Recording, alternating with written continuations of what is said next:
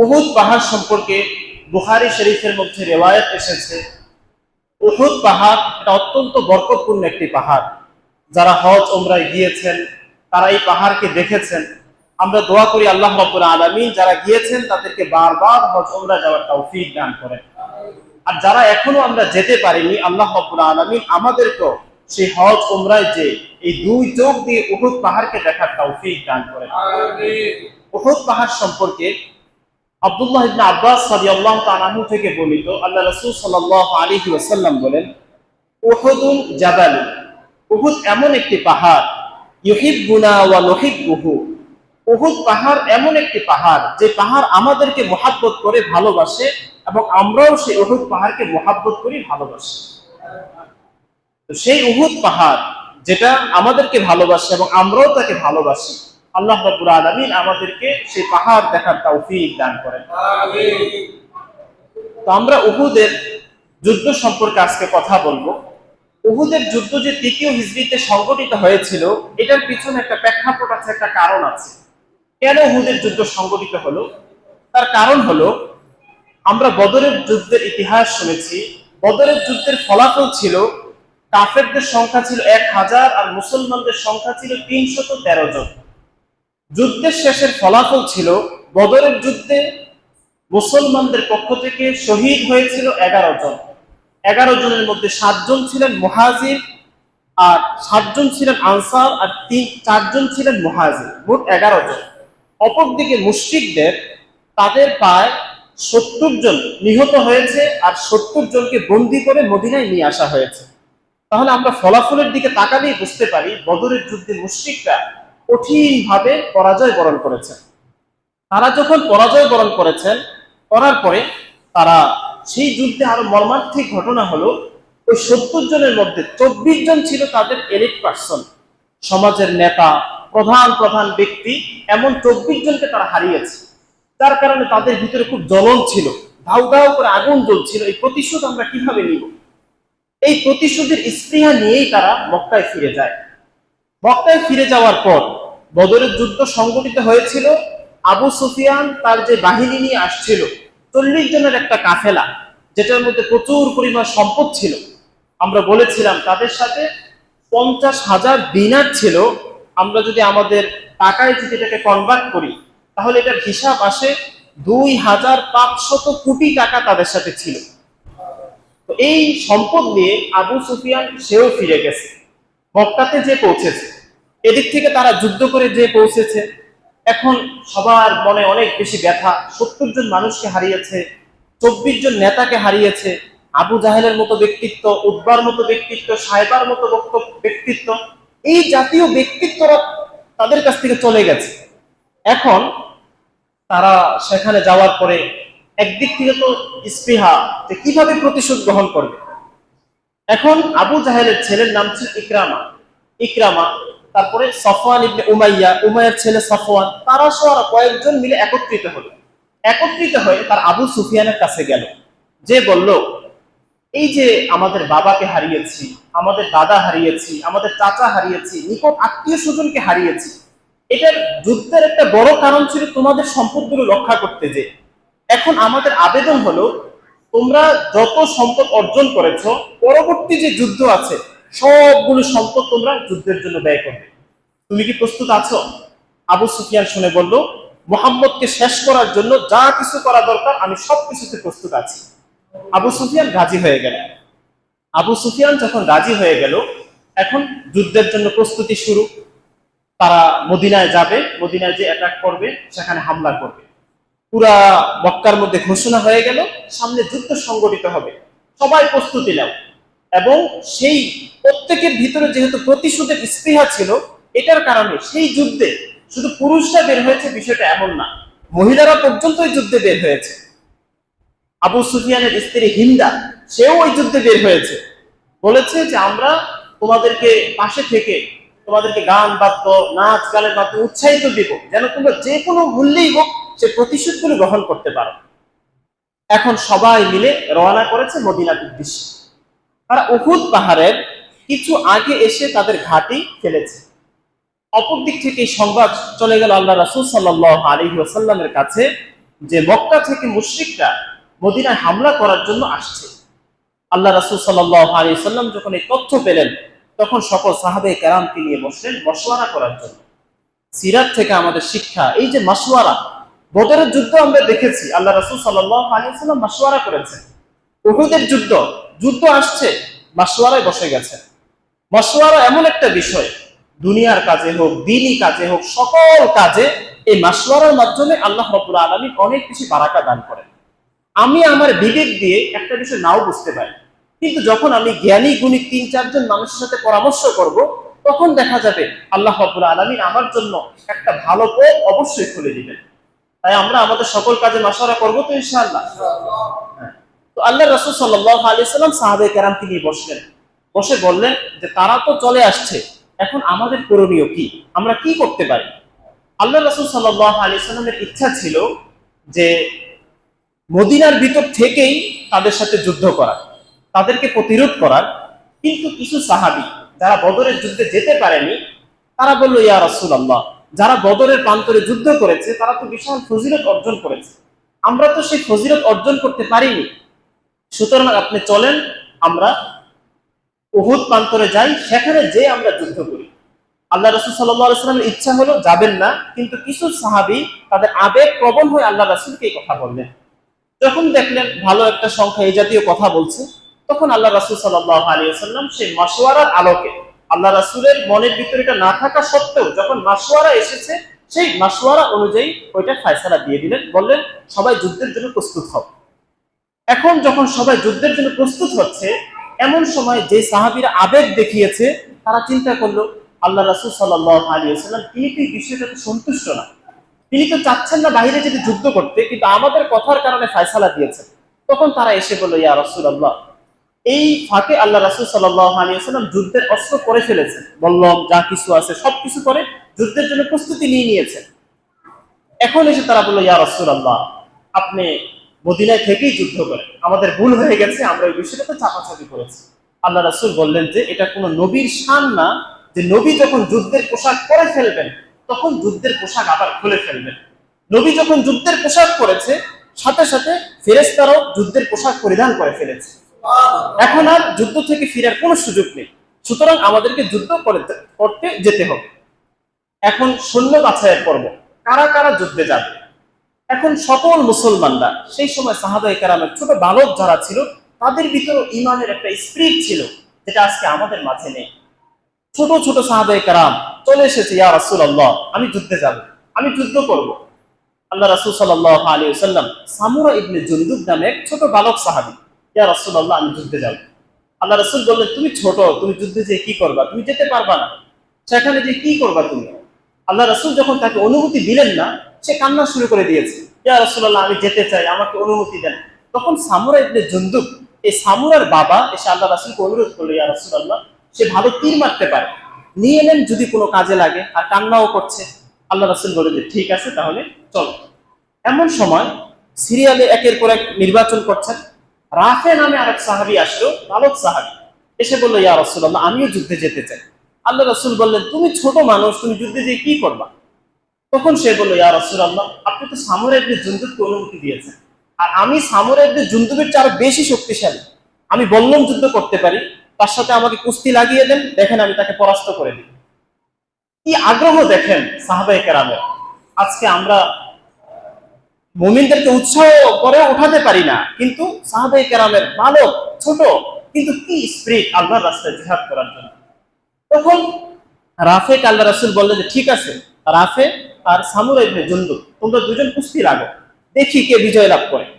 তখন ওই রাফে, সে সামুরা ইবনে জুনদুবকে কানে কানে বলল, দেখো ভাই, এই সকল কিছু তো আল্লাহর রাস্তায় বের হওয়ার জন্যই তো কৌশল, জিহাদ ফি সাবিলিল্লাহর জন্যই তো কৌশল। তো আমি যখন তোমার সাথে কুস্তি লাগবো, তুমি ইচ্ছা করে নিচে পড়ে যাবা, আর আমি উপরে উঠে যাব, এর মাধ্যমে আমিও অনুমতি পেয়ে যাব, এবং তোমার তো যাওয়ার অনুমতি আছে, সাথে সাথে আমার অনুমতিটাও হয়ে যাবে। তখন তারা দুজন কুস্তি লাগলেন। ওই সামুরা ইবনে জুনদুব ইচ্ছা করে নিচে পড়ে গেল, অপর দিক থেকে রাফে উপরে উঠে গেল। আল্লাহ রাসূল বলেন, যাও, তোমাকেও অনুমতি দিয়ে দিলাম। তো এইভাবে করে সাহাবায়ে কেরাম যুদ্ধের উদ্দেশ্যে বের হলেন। এই বালকদের এই অবস্থা ঈমানের, আর সাহাবায়ে কেরামের ঈমানের অবস্থা কি ছিল। আল্লাহ রাসূল সাল্লাল্লাহু আলাইহি ওয়াসাল্লাম 1000 সৈন্য নিয়ে উহুদের প্রান্তরে রওনা করলেন। উহুদের প্রান্তরে যখন যাচ্ছিলেন, পথিমধ্যে আমরা আগে শুনিয়েছিলাম আব্দুল্লাহ ইবনে উবাই ইবনে সালুল, যিনি মুনাফিকদের সর্দার ছিলেন, এই আব্দুল্লাহ ইবনে উবাই ইবনে সালুল সে বদরের যুদ্ধের আগ পর্যন্ত ইসলাম গ্রহণ করেনি, মুসলমানদের ব্যাপারে বিভিন্ন কূটনীতি করত। কিন্তু সে যখন দেখলো বদরের যুদ্ধে মুসলমানরা অনেক সম্পদ পেয়েছে এবং ইসলাম গ্রহণ করলেই অনেক সুবিধা, ইসলাম গ্রহণ করলেই কি সুবিধা, এটার জন্য সে ইসলাম গ্রহণ করেছে। প্রকৃতপক্ষে তার দিলে ইসলাম ছিল না, দিন ছিল না, মহাব্বত ছিল না, ভালোবাসা ছিল না। বর্তমান সময় আমরা এমন অনেক নেতাদেরকে দেখবো, এক ওয়াক্ত নামাজও করে না, দিন ইসলাম তো মহাব্বত করে না, প্রত্যেক মাহফিলে যে উপস্থিত। কেন উপস্থিত? ভোট লাগবে এই কারণে। কিসের জন্য? ভোটের জন্য। কিন্তু দিন ইসলামের মহাব্বত ভালোবাসা বিন্দু মাত্র নেই। নেতার পক্ষ থেকে যদি দিনের বিরুদ্ধে কোনো আদেশ আসে, এটার জন্য সে প্রস্তুত। তো সব মিলিয়ে ওই তার ভিতরে মুনাফিকি ছিল। যেহেতু মুনাফিকি ছিল, সে যখন যুদ্ধে রওনা করেছে, অর্ধেক পথে যে শুনলো মুসলমানদের সংখ্যা 1000, তাদের সংখ্যা হলো 3000। কয় গুণ বেশি? 3 গুণ বেশি। 3000 এদিক থেকে 1000, প্রায় 3 গুণ বেশি। এখন সে চিন্তা করলো, যদি যুদ্ধের ময়দানে যাই, যে যদি জীবনটা শেষ হয়ে যায়, সব মিলিয়ে কি না কি হয়। পথিমধ্যে এসে ওই আব্দুল্লাহ ইবনে উবাই ইবনে সালুল সে ঘোষণা করলো যে আল্লাহ রাসূল সাল্লাল্লাহু আলাইহি ওয়াসাল্লাম তিনি তো মদিনায় থেকে যুদ্ধ করতে বলেছেন। কিছু কিছু সাহাবায়ে কেরাম বলেছেন বের হতে, আর কিছু বলেছেন থাকার জন্য। থাকার পক্ষে আমরা ছিলাম, আল্লাহ রাসূল তো আমাদের কথা শুনেন নাই। সুতরাং যেহেতু উনি আমাদের কথা শুনেন নাই, তাহলে আমরা কেন তার পক্ষে যুদ্ধ করব? চলো আমরা ফিরে যাই। ওই তার মুনাফিকের কথা শুনে তখন 1000 থেকে 300 জন কমে যায়। ওই সে 300 জনকে নিয়ে মদিনায় আবার ফিরে আসে। তখন মুসলমানদের সৈন্য সংখ্যা দাঁড়ায় কতজন? 700 জন। আল্লাহ রাসূল আল্লাহর উপর ভরসা করে 700 জনকে নিয়ে যুদ্ধের প্রান্তরের দিকে ছুটে চললেন। আল্লাহ রাসূল সাল্লাল্লাহু আলাইহি ওয়াসাল্লাম উহুদের প্রান্তরে আসলেন। আসার পরে এখন যুদ্ধের আগে সৈন্য মোতায়েন করতে হয়। কোথায় কোন সৈন্যরা থাকবে, কোন জায়গা থেকে কারা যুদ্ধ করবে, আল্লাহ রাসূল সাল্লাল্লাহু আলাইহি ওয়াসাল্লাম তিনি সে উহুদের পাহাড়কে পিছনে দিলেন, দিয়ে সামনে সারিবদ্ধভাবে সকল সাহাবায়ে কেরামকে দাঁড় করালেন। পিছনে যে উহুদের পাহাড় ছিল, সেখানে একটা সুড়ঙ্গ পথ আছে। পিছন দিক থেকে ওই পাহাড়ের মাঝখান দিয়ে আসা যায়, একটা সুড়ঙ্গ পথ আছে। আল্লাহ রাসূল সাল্লাল্লাহু আলাইহি ওয়াসাল্লাম যুদ্ধের কৌশল হিসেবে আব্দুল্লাহ ইবনে জুবাইর রাদিয়াল্লাহু তাআলা আনহু সহ 50 জন তীরন্দাজ সাহাবীকে সেখানে নিযুক্ত করলেন। বললেন যে, হে আমার সাহাবীরা, এই 50 জন তোমাদেরকে এখানে নিযুক্ত করলাম, যদি যুদ্ধের ময়দানে আমাদের পরাজয় হয়, অথবা তারা যদি ছো মেরে আমাদের সকলকে উঠিয়েও নিয়ে যায়, তোমরা এই জায়গাটা ছাড়বা না। আমি যে নির্দেশ দিলাম, এই নির্দেশটা তোমরা অবশ্যই পালন করবা। এই নির্দেশে যাতে কোনোভাবে অমান্য না হয়। আল্লাহ রাসূল নির্দেশ দিলেন। দেওয়ার পর আল্লাহ রাসূল ময়দানে আসলেন। এসে মুসআব ইবনে উমাইর রাদিয়াল্লাহু তাআলা আনহু ওনার হাতে সেই জিহাদের ঝান্ডা, সেই জিহাদের ঝান্ডা তুলে দিলেন এবং আবু দুজানা রাদিয়াল্লাহু তাআলা আনহুকে তলোয়ার দিয়ে বললেন, তোমরা যুদ্ধ শুরু করো। তখন তুমুল ভাবে যুদ্ধ শুরু হয়। যখন তুমুল ভাবে যুদ্ধ শুরু হলো, আবু দুজানা রাদিয়াল্লাহু তাআলা আনহু অত্যন্ত বীর ছিলেন। উনি যেই ওনার সামনে আসে, উনি কচুকাটা করছেন শুরু। মুসলমানদের জয় জয়কার চলছে। অপর দিক থেকে তাদের অবস্থা খুব শোচনীয় অবস্থা। তারই মাঝে হযরত হামজা রাদিয়াল্লাহু তাআলা আনহু, উনি ছিলেন আল্লাহ রাসূল সাল্লাল্লাহু আলাইহি ওয়াসাল্লামের চাচা এবং খুব মুহাব্বতের মানুষ ছিলেন। উনি আল্লাহ রাসূলকে মুহাব্বত করতেন এবং আল্লাহ রাসূল ওনাকে অনেক বেশি মুহাব্বত করতেন। সব সময় একসাথেই থাকতেন। ওই যে বদরের যুদ্ধের সময় অনেকে হত্যা হয়েছে, সেখানে একজন ছিল, তার নাম হলো জুবাইর ইবনে মুতঈম। এই জুবাইর ইবনে মুতঈম তার চাচা বদরের যুদ্ধে নিহত হয়েছে। এই ওয়াহশী নামে একজন গোলাম ছিল। এই গোলামের মনিব ছিল হলো জুবাইর ইবনে মুতঈম। ওই জুবাইর ইবনে মুতঈম ওয়াহশীকে ডাকলো, ডেকে বলল যে, ওয়াহশী, তুমি আমার গোলাম, তোমার সাথে আমার আজকে চুক্তি হলো, এই উহুদের যুদ্ধে আমার চাচাকে যেভাবে বদরের যুদ্ধে শেষ করে দেওয়া হয়েছে, তুমি যদি উহুদের যুদ্ধে মুহাম্মদের চাচাকে এভাবে করে শেষ করে দিতে পারো, তাহলে তুমি আজাদ, তাহলে তুমি মুক্ত। ওয়াহশী মুক্ত হবে সেই প্রত্যাশা নিয়ে সে এক বড় পাথরের আড়ালে লুকিয়ে আছে। কারণ হামজা রাদিয়াল্লাহু তাআলার সাথে সরাসরি যুদ্ধ করবে এটা সম্ভব না, উনি অনেক বীর পালোয়ান। এটার কারণে সে লুকিয়ে আছে কিভাবে দূর থেকে আঘাত করা যায়, কিভাবে তাকে তীর নিক্ষেপ করা যায়। হামজা রাদিয়াল্লাহু তাআলা আনহু একদম গর্বের সাথে খুব কঠিন ভাবে যুদ্ধ চালিয়ে যাচ্ছিলেন। তারই মাঝে উনি তো আর জানেন না পাহাড়ের ওই পাথরের অপর পাশে ওয়াহশী লুকিয়ে আছে। যুদ্ধ করতে করতে যখন এদিকে আসলেন, ওয়াহশী হঠাৎ করে দূর থেকে এমন জোরে তীর নিক্ষেপ করলো, সেটা হামজা রাদিয়াল্লাহু তাআলা আনহু এক পাশ থেকে ঢুকে আরেক পাশ থেকে বের হয়ে যায়। যখন এই অবস্থা হয়, হামজা রাদিয়াল্লাহু তাআলা আনহু তিনি সাথে সাথে মাটিতে পড়ে যান। ছটফট করা অবস্থায় সেখানে হামজা রাদিয়াল্লাহু তাআলা আনহু তিনি ইন্তেকাল করে শহীদ হয়ে যান।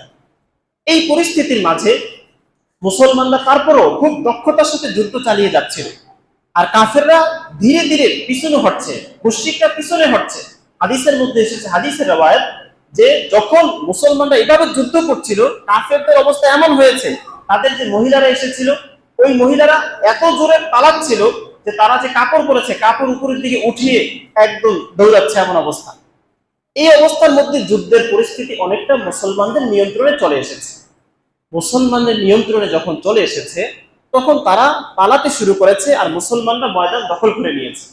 যুদ্ধের মধ্যে গনিমতের সম্পদ, ওই যে তারা অনেক সম্পদ নিয়ে এসেছে, এখন এগুলো সব জমা করা হবে, এটা মুসলমানের গনিমতের সম্পদ হবে।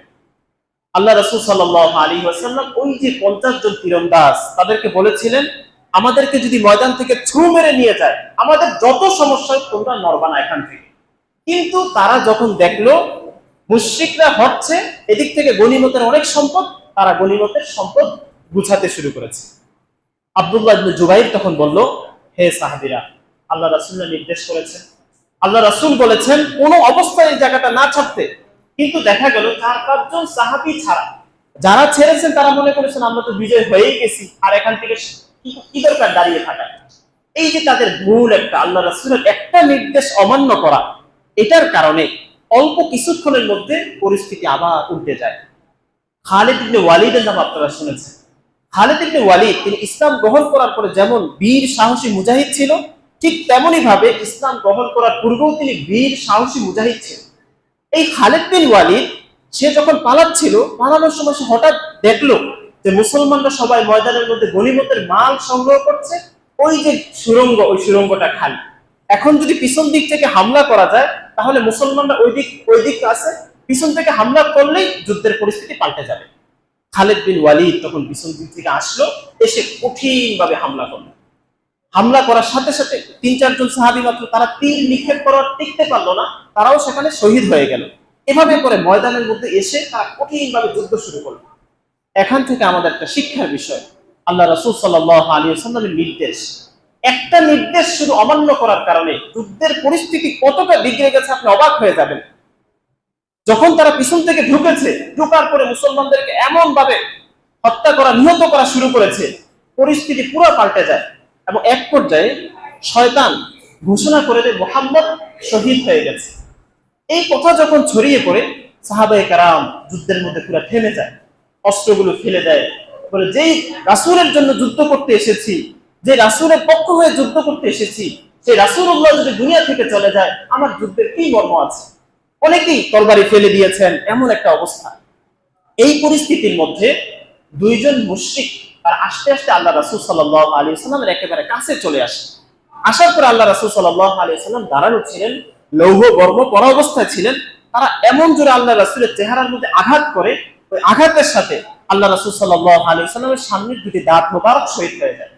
এবং যেই লৌহ বর্ম পরা ছিল, সেই লৌহ বর্মের যে কড়া, ওই আঘাতের কারণে সেই কড়াগুলো 2 পাশ থেকে ঢুকে যায়। আল্লাহ রাসূল সাল্লাল্লাহু আলাইহি ওয়াসাল্লাম এই হঠাৎ পরিস্থিতির মধ্যে, পিছনে একটা গর্ত ছিল, ডান কাত হয়ে পিছনের দিকে পড়ে যায়। যখন আল্লাহ রাসূল পড়ে গেছেন, এখন মুশরিকরা কঠিন ভাবে তীর নিক্ষেপ করতে শুরু করে। সে আবু দুজানা রাদিয়াল্লাহু তাআলা আনহু, তিনি যখন দেখলেন আল্লাহ রাসূলকে তীর নিক্ষেপ করছে, সেখানে ঢালও ছিল না, কোনো কিছু ছিল না, আবু দুজানা রাদিয়াল্লাহু তাআলা আল্লাহ রাসূলের দিকে চেহারাটা দিয়ে, পিঠ তাদের দিকে দিয়ে এভাবে দাঁড়িয়ে গেলেন। মুশরিকরা একের পর এক তীর নিক্ষেপ করছেন। তীর নিক্ষেপ করতে করতে আবু দুজানা রাদিয়াল্লাহু তাআলা এমন অবস্থা হয়েছে, উনি ওই যুদ্ধে শহীদ হয়েছেন। অতঃপর দেখা গেল একটা চালনির মধ্যে যেই পরিমাণ ছিদ্র থাকে, ওনার পিঠ ওই পরিমাণ ছিদ্র হয়ে গিয়েছে। আল্লাহ রাসূলের জন্য জীবন কিভাবে বিসর্জন দিয়ে দিয়েছেন। শুধু উনি একজন না, একে একে 10 জন সাহাবী আল্লাহ রাসূলকে ঠেকানোর জন্য এভাবে করে দাঁড়িয়ে গেছেন। এবং আবু তালহা রাদিয়াল্লাহু তাআলা আনহু, তিনি আল্লাহ রাসূলকে পিছনে রেখেই আল্লাহ রাসূল উঠতেও পারছেন না, একেবারে দুর্বল হয়ে পড়েছেন, রক্ত ঝরছে শরীর থেকে। তখন আবু তালহা রাদিয়াল্লাহু তাআলা আনহু এইভাবে করে যখন তারা তীর নিক্ষেপ করছে, উনি হাত দিয়ে ঠেকাচ্ছিলেন তীরগুলো। এই হাত দিয়ে ঠেকাতে যে ওনার আঙ্গুলগুলো সবগুলো পড়ে যায় এবং এক পর্যায়ে এসে ওনার হাত পর্যন্ত অবশ হয়ে যায়। যুদ্ধের পুরো পরিস্থিতি বিক্ষিপ্ত হয়ে গেছে। এখন মুসলমানরা ছন্ন ছাড়া হয়ে শুধু এদিক সেদিক দৌড়াদৌড়ি করছে, পুরো পরিস্থিতিটাই অন্যরকম। আর আল্লাহ রাসূল সাল্লাল্লাহু আলাইহি ওয়াসাল্লাম যখন তিনি আঘাত পেয়ে এভাবে পড়ে গেলেন, পড়ে যাওয়ার পর আল্লাহ রাসূল সাল্লাল্লাহু আলাইহি ওয়াসাল্লাম তখন বললেন, আল্লাহুম্মা গফির লি উম্মতি বিআন্নাহুম লা ইয়াফহামুন বিআন্নাহুম লা ইয়ারিফুন। আয় আল্লাহ, আপনি আমার উম্মতকে মাফ করে দেন, তারা তো বোঝে না, না বোঝার কারণে তারা আমাকে আঘাত করেছে। আজকে আমার এই রক্ত যদি জমিনের মধ্যে পড়ে তাহলে তো দুনিয়ার মধ্যে কিয়ামত হয়ে যাবে। আমার মতো নবী তারা কোথায় পাবে? আমি তো তাদেরকে জান্নাতের দিকে ডাকি, আমি তো তাদেরকে কল্যাণের দিকে ডাকি, আমি তো তাদেরকে সফলতার দিকে ডাকি। ওহো, এটা কেমন জাতি, কেমন মানুষ যে তারা তাদের একজন ভালো মানুষকে চিনে না, তারা তাদের নবীকে চিনে না, তারা তাদের নবীকে এভাবে রক্তাক্ত করলো। আল্লাহ রাসূল এই কথা বলছিলেন আর মাঝে মাঝে বলছিলেন, আল্লাহুম্মা গফির লি উম্মতি, আয় আল্লাহ, আপনি আমার উম্মতকে মাফ করে দেন। তারা আমার শরীর থেকে রক্ত জড়িয়েছে, আমার দুঃখ নেই, কিন্তু তারা যদি আপনাকে রব বলে মেনে নেয়, তারা যদি হেদায়েতের পথ পেয়ে যায়, তাহলে এটাই তো আমার জীবনের সফলতা। আল্লাহ রাসূল সাল্লাল্লাহু আলাইহি ওয়াসাল্লাম এই রক্তাক্ত অবস্থায় পড়ে আছেন। তারই মাঝে আলী রাদিয়াল্লাহু তাআলা আনহু এসেছেন। আসার পরে এখন আল্লাহ রাসূল সাল্লাল্লাহু আলাইহি ওয়াসাল্লাম উঠিয়েছেন, তার পিঠের মধ্যে হেলান দেওয়া ছিল আল্লাহ রাসূল সাল্লাল্লাহু আলাইহি ওয়াসাল্লাম। এখন ওই যে দুইটা কড়া বেঁধে গেছে, এই কড়াগুলো কিভাবে বের করবে? তখন এক সাহাবী এসে আল্লাহ রাসূল সাল্লাল্লাহু আলাইহি ওয়াসাল্লামের এই কড়াগুলো বের করতে চাচ্ছেন। আবু বকর রাদিয়াল্লাহু তাআলা আনহু তাকে বলল যে, আমাকে সুযোগ দাও, আমি এটা বের করি। আবু উবাইদা ইবনুল জাররাহ রাদিয়াল্লাহু তাআলা আনহু তখন তিনি চিন্তা করলেন কড়া বের করবেন, কড়াটা এমন ভাবে ঢুকেছে টেনে বের করা যাচ্ছে না। তখন আবু উবাইদা রাদিয়াল্লাহু তাআলা আনহু তিনি ওই কড়ার মধ্যে কামড় দিলেন, কামড় দিয়ে এত জোরে টান দিলেন যে কড়া বের হয়ে আসলো। অপরদিকে ওনার একটি দাঁত শহীদ হয়ে গেল, দাঁত পড়ে গেল। কেমন ভাবে ঢুকেছে, অপর দিক থেকে ফিনকি দিয়ে রক্ত বের হচ্ছে। আবু বকর রাদিয়াল্লাহু তাআলা আনহু বললেন যে, আবু উবাইদা, তুমি তো একটা কড়া বের করেছো, একটা দাঁতও শহীদ করে ফেলেছো, দ্বিতীয় কড়াটা বের করার জন্য আমাকে সুযোগ দেন, আমি দ্বিতীয় কড়াটা বের করি। তখন আবু উবাইদা রাদিয়াল্লাহু তাআলা আনহু বলল যে, না, আপনি তো আল্লাহ রাসূলের অনেক সংস্পর্শ লাভ করেছেন, আজকের সুযোগটা আমাকে দেন, দ্বিতীয় কড়াটা আমিই বের করতে চাই। তখন তিনি এসে দ্বিতীয় কড়ার মধ্যে আবার জোরে টান দিলেন, টান দেওয়ার সাথে সাথে আরেকটি দাঁত মোবারক শহীদ হয়ে গেল। দুইটা দাঁত পড়ে গেছে। আল্লাহ রাসূল সাল্লাল্লাহু আলাইহি ওয়াসাল্লামকে এভাবে করে কড়া মুক্ত করলেন। এখন এমন ভাবে রক্ত বের হচ্ছে, কোনোভাবে রক্তই বন্ধ হচ্ছে না। আল্লাহ রাসূল অপর দিক থেকে দুর্বল হয়ে পড়েছেন। তখন আম্মি জান আয়েশা রাদিয়াল্লাহু তাআলা আনহা, আলী রাদিয়াল্লাহু তাআলা আনহু, ওনারা এসে বারবার আল্লাহ রাসূলের চেহারা মোবারক ধৌত করে দিচ্ছিলেন, রক্ত বন্ধ করার চেষ্টা করছিলেন। শেষে ফাতেমা রাদিয়াল্লাহু তাআলা আনহা চাটাই পুরে ওই যে ছাই হয় যেটা, ওইগুলো দিয়ে শেষ পর্যন্ত আল্লাহ রাসূলের রক্তকে বন্ধ করলেন। এই পরিস্থিতির মধ্যে আল্লাহ রাসূল সাল্লাল্লাহু আলাইহি ওয়াসাল্লাম যখন একটু সুস্থ হলেন এবং সাহাবায়ে কেরামের মাঝে খবর দেওয়া হলো যে আল্লাহ রাসূল সাল্লাল্লাহু আলাইহি ওয়াসাল্লাম জীবিত আছেন, সুস্থ আছেন, তখন আবার সব মুসলমানরা ফিরে দাঁড়ালো যে আল্লাহ রাসূল যদি থাকেন তাহলে যুদ্ধ করতে সমস্যা কি।